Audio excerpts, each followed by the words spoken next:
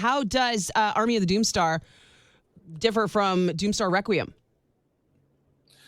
Well, this is not a rock opera. That's the Doomstar Requiem was an hour-long rock opera special with a 50-piece orchestra, and it was the challenge was how do you tell a story that's a comedy that is also where every single thing is sung, and so that's what we did, and this is more of a classic feature kind of structure.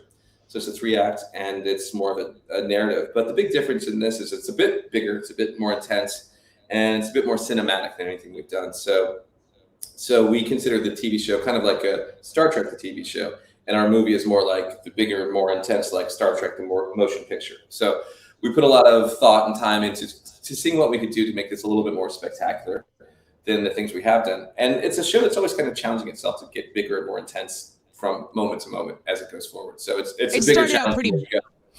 It started out kind of big already, right?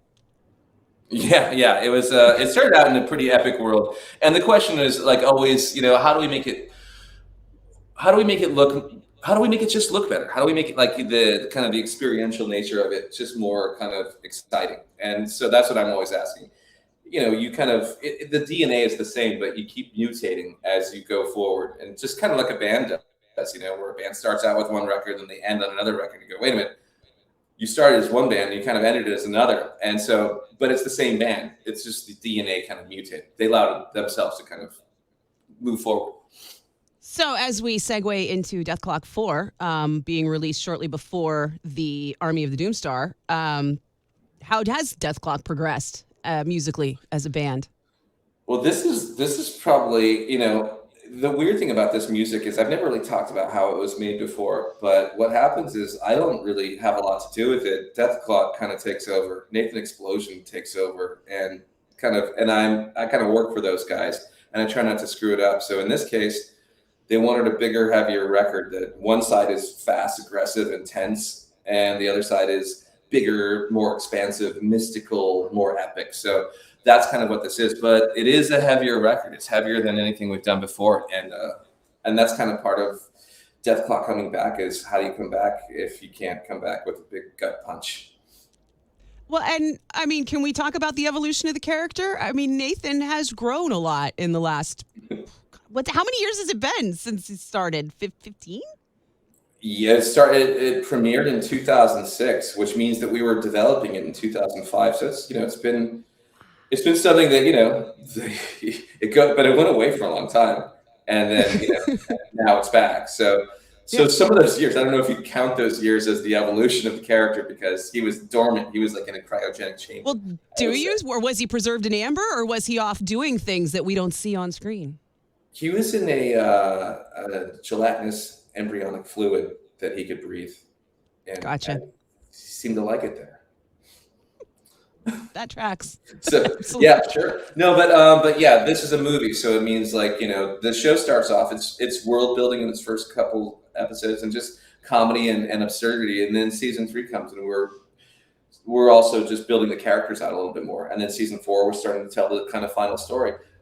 Doomstar Requiem, we're doing this gigantic musical experiment just so we can kind of land it in this feature, this final thing, where we have to turn the camera on one as a surrogate for all of them and really tell their story. So in this movie, we have Nathan Explosion, the lead singer of the band Death Clock, and he is traumatized from the previous incarnation, the Doomstar Requiem.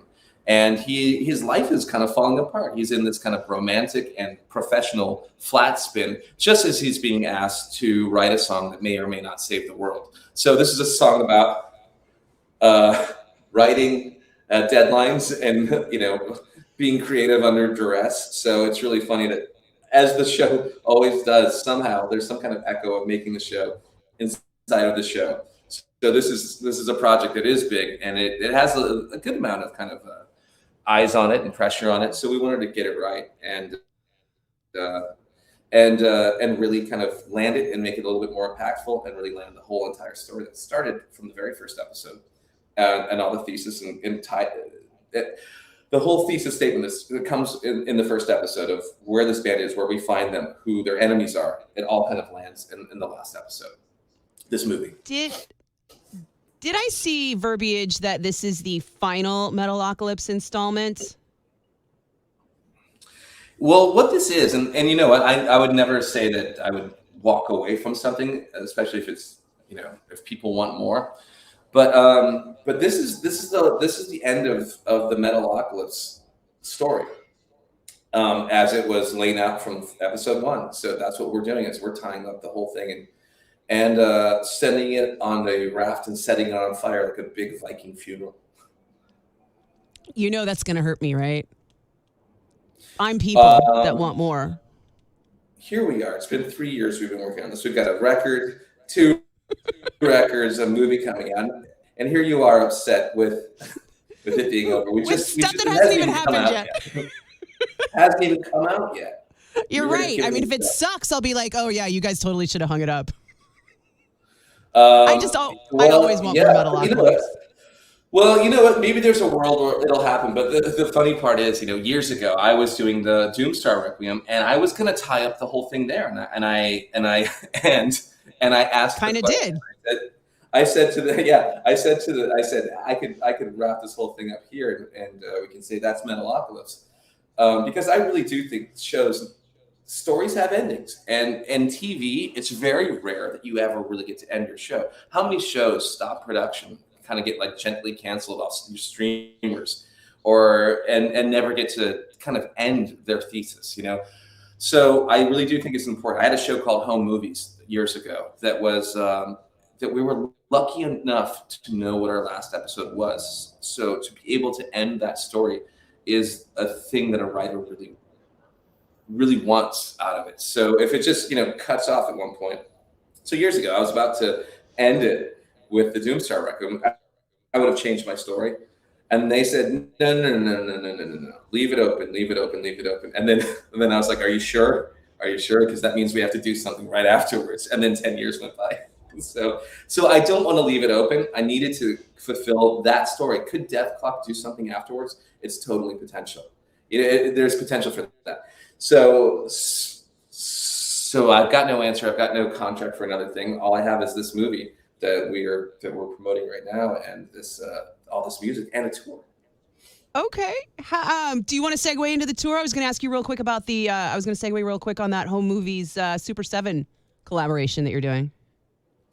Oh, that's funny. Yeah, that is just something that I just saw. I think it was Readful Things that did it, and he sent it to me, and I'd never seen anyone show any interest, and I think it was just a one-off, really. But it was just funny to see that character in 3D, the Brendon character from Home Movies, and I put it up just because I thought it was funny, and I wasn't selling anything. I just thought, oh, isn't that interesting? I wonder if there are any Home Movies fans out there that would find this interesting. And that show's crazy because talk about a show. The fans are there. Yeah, they really are. And that is a show that was not popular in any way when it was on the air. It was kind of like it was very much what it is, kind of a redheaded stepchild of the network. It never really found an audience until it was finished. And when it was finished, with Shout Factory, we put out DVDs, and we did commentaries and spoke about it. And at that point, that's when the show really started kind of taking off.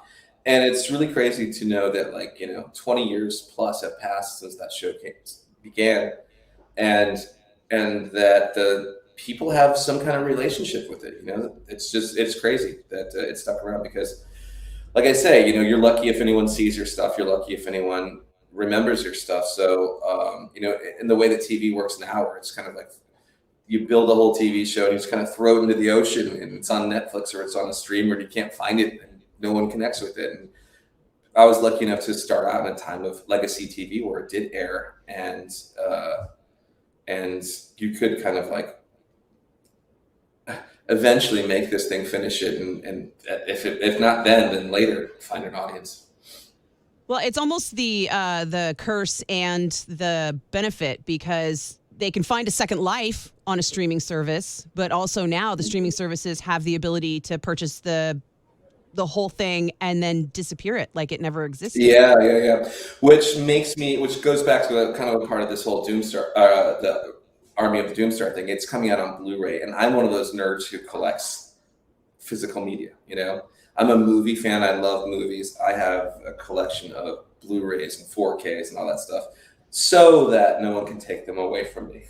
so that a streamer can't just like disappear it, like you said, and Yeah. take it away. And also, it looks better. It sounds better. You don't have to worry with streaming or any kind of latency, and it sounds better because this is a music and sonic driven project, and so we wanted to make sure the 5.1 mix and all that stuff was really just dead on. I mean, there are moments where we want you to feel like it's experiential, like in the rear channels there's rain, in the foreground there's this sound and that sound, and you start kind of being enveloped in a whole kind of sonic landscape, which is part of storytelling too. Is there a plan in the works to also do a Death Clock collab with Super 7? Because it just seems like it would be right in their wheelhouse, right? I'm totally interested in talking to whomever wants to like start that conversation about licensing some kind of Death Clock action figure. I know a guy. So, do you? Okay. I do. Yeah. Well, I think people would probably enjoy it.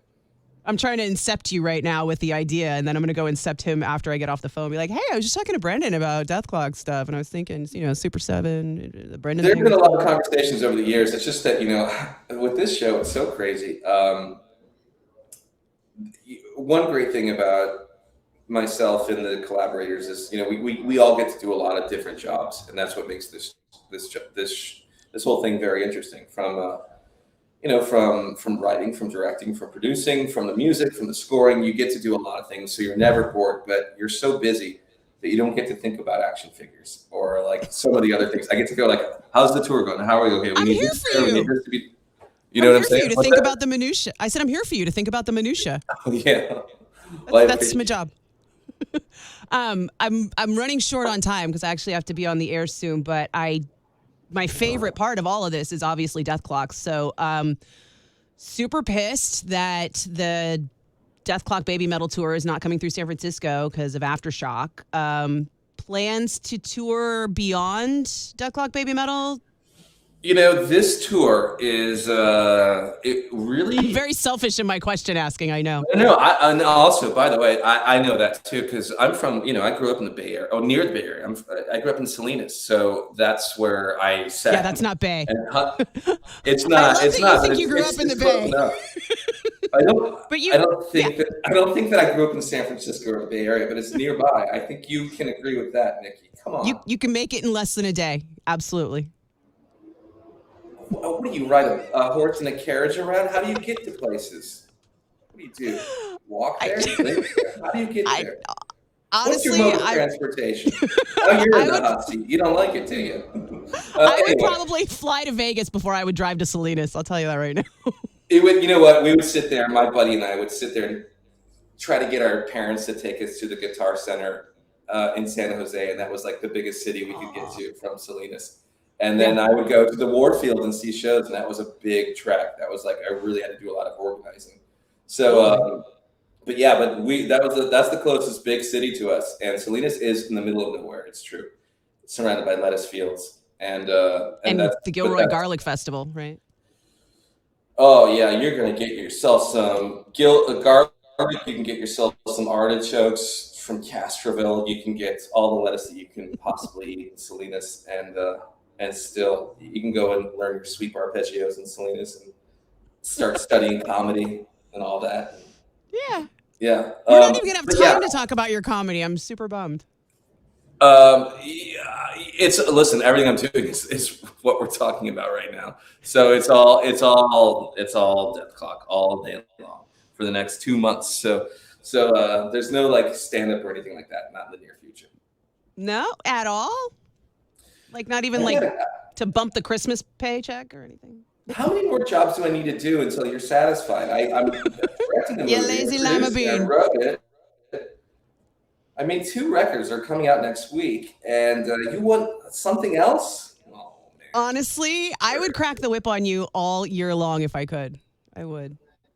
I love all your stuff. I'm like a weird stalker fan. I'm like I said, my whole angle on this is I'm pissed you're not coming to San Francisco, and I wanted to ask you to come to San Francisco.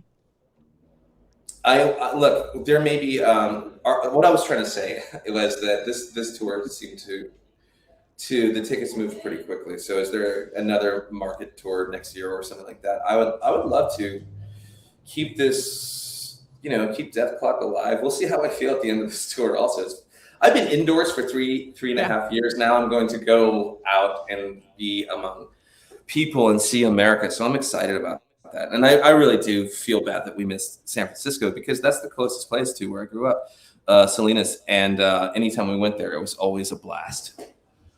And so we'll see what we can do. We'll see what we can do. Okay.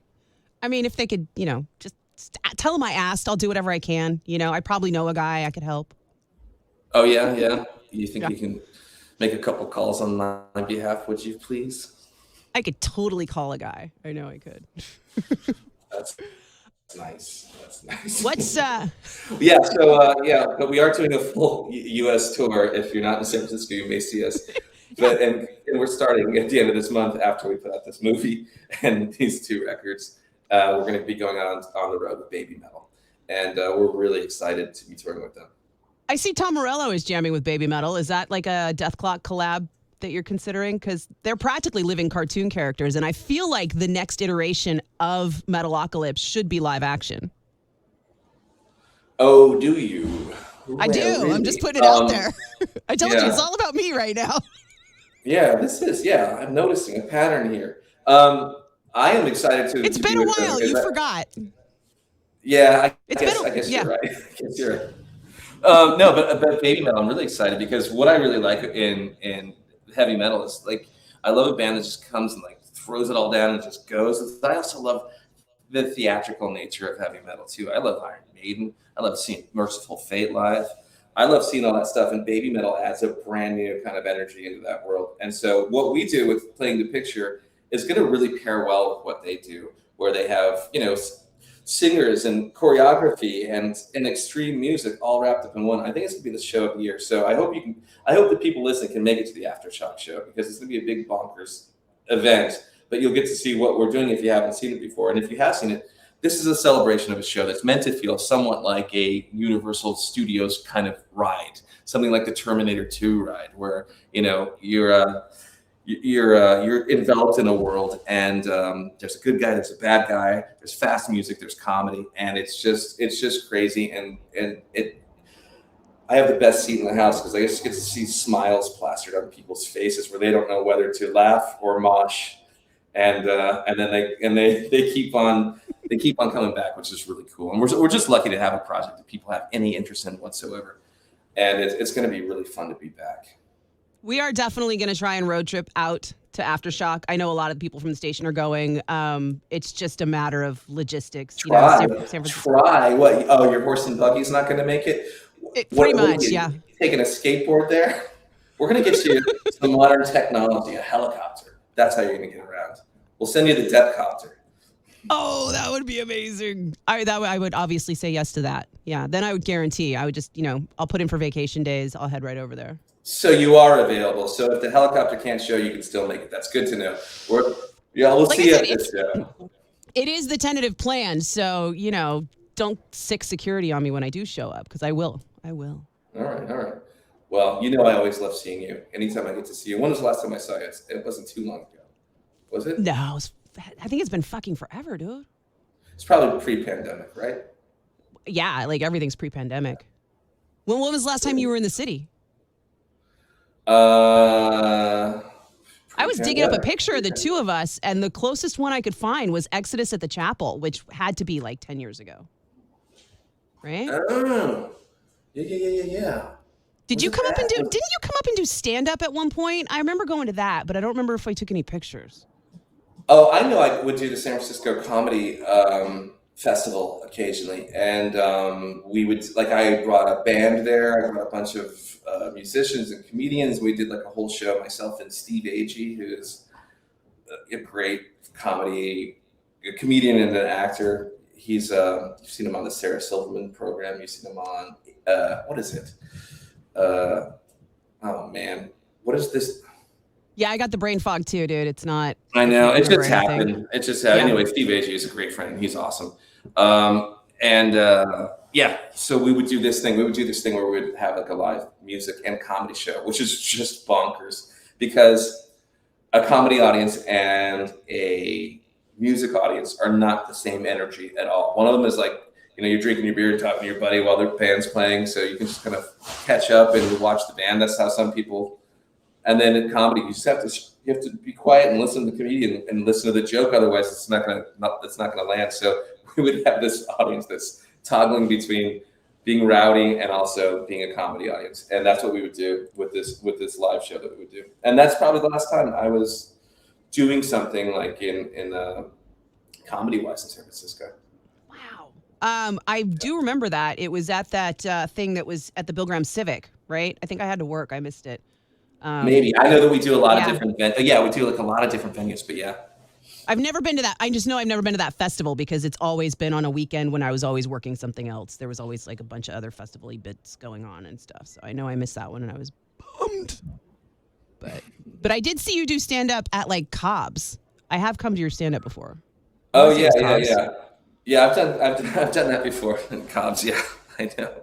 That's so crazy. What a strange world stand-up is. It really is so different than what we do. It's a million times more difficult than I think what we do with Death Clock, because Death Clock is about get your part right and get it right. Stand-up is always bobbing and weaving with a new audience who kind of feels differently each time. Did this work? How do you save it? How do you negotiate this audience? It's more of a brain puzzle in the moment thinking, which is a little bit crazier. And those muscles, if you don't do it often, they can really atrophy. It's like live without a net.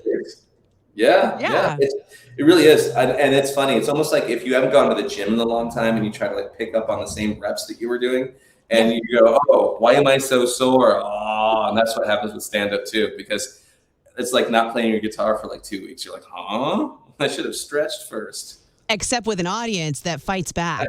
Yeah. It fights back, yeah. So you get a little bit of a failure and humiliation on top of everything else, which is, again, a necessary component to being an artist.